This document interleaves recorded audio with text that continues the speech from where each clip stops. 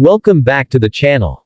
If you love emotional, cinematic stories about second chances, hidden pasts, and love that refuses to fade, you're in the right place. Don't forget to like, subscribe, and stay with us until the end, because this story doesn't just turn, it heals. The engine coughed once, twice, then went silent. Daniel Carter sighed and leaned his forehead against the steering wheel of the old pickup truck. The dashboard clock blinked 6:12 a.m., and in the back seat, his 6-year-old son, Noah, slept curled under a blanket decorated with faded dinosaurs. Daniel hadn't slept much himself. Between late-night shifts at the garage and early mornings getting Noah ready for school, exhaustion had become a permanent part of his life. "Come on," Daniel muttered, popping the hood. The parking lot was nearly empty, just a few luxury cars parked outside the glass and steel building across the street. It was the kind of place Daniel never imagined stepping into, except today, he was late for a mobile repair job. Someone important, judging by the address. He lifted the hood and worked quickly, fingers numb from the cold. He didn't know who the client was, only that her assistant had called in a panic. The car wouldn't start, and she had a crucial meeting in less than an hour. The pay was good. Daniel needed it. As if on cue, a sleek black sedan rolled into the lot beside him, stopping abruptly. The driver's door opened, and a woman stepped out. She was tall, poised, dressed in a tailored coat that probably cost more than Daniel's monthly rent. Her heels clicked sharply against the pavement as she approached, phone pressed to her ear, frustration clear in her posture. "Yes, cancel the backup car," she said. "The mechanic is here." Daniel straightened slowly, wiping his hands on a rag. When he looked up, time did something strange. The world narrowed. The sounds of the city faded.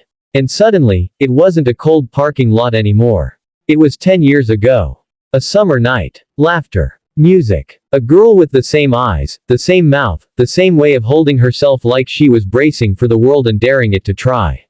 Emily Ross. The phone slipped from her hand and hit the ground. "Daniel," she whispered. He swallowed. "Emily." For a long moment, neither of them moved. The air between them felt heavy, charged with everything they'd never said. Emily Ross was a self-made millionaire CEO now. Her face was on business magazines. Her name carried weight. Daniel knew this because he'd seen her once, months ago, on the cover of a magazine while waiting in line at the grocery store. He'd looked away quickly, heart pounding, telling himself it couldn't be her. But it was. "You're a mechanic," she finally said, her voice softer than he remembered. "Single dad. Mechanic." "Yeah," he replied, forcing a small smile. Her eyes flicked past him, to the old pickup truck, to the small figure asleep in the back seat. "That's your son." Daniel nodded. "Noah." Something passed over her face. Surprise. Curiosity. And something deeper, pain, maybe. "I had no idea," she said. "You weren't supposed to," Daniel replied gently. The moment was broken by the sound of her car alarm chirping weakly.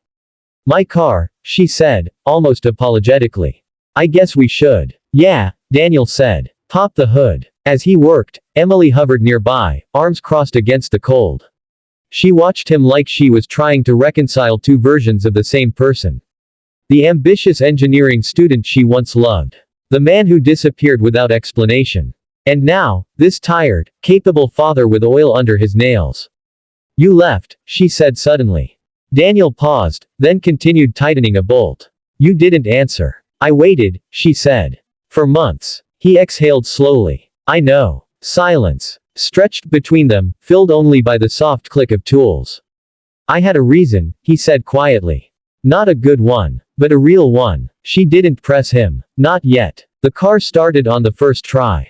Emily laughed, a surprised, genuine sound that made Daniel's chest ache. "Looks like you still work miracles," she said. "Just cars," he replied. She reached for her wallet, then stopped. "Daniel, would you have coffee with me sometime? Just talk." He hesitated, thinking of Noah, of his responsibilities, of the carefully built walls around his heart. "Yeah," he said finally. "I would." They exchanged numbers, hands brushing briefly, sending a familiar spark through both of them. That night, Daniel tucked Noah into bed and sat on the edge, watching his son sleep. "Daddy." Noah murmured. "Yeah, buddy. Did you fix the lady's car?" Daniel smiled. "Yeah, I did. What's her name?" He hesitated. "Emily." Noah nodded sleepily. She sounds nice. Daniel didn't trust his voice enough to answer. Over the next few weeks, coffee turned into dinners. Dinners turned into long walks. Long walks turned into conversations that stretched late into the night. Emily told him about building her company from nothing, about betrayal, about the loneliness that came with success.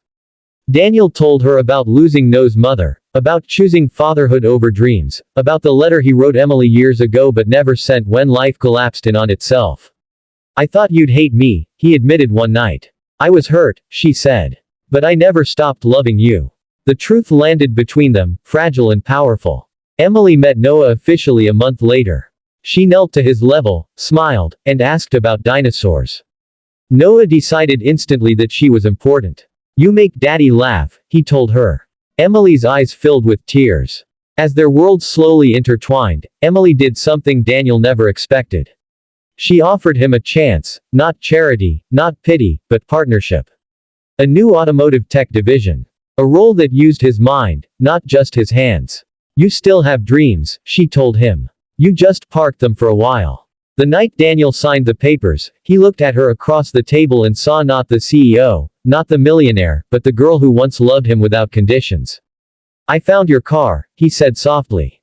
She smiled. You found your way back. On a quiet evening months later, Daniel stood in a small backyard, Noah between them, fireflies blinking in the dusk.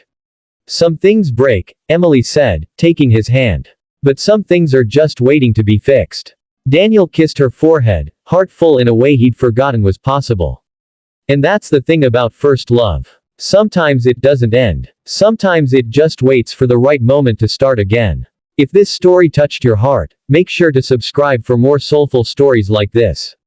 Until next time, remember, some miracles come disguised as broken engines.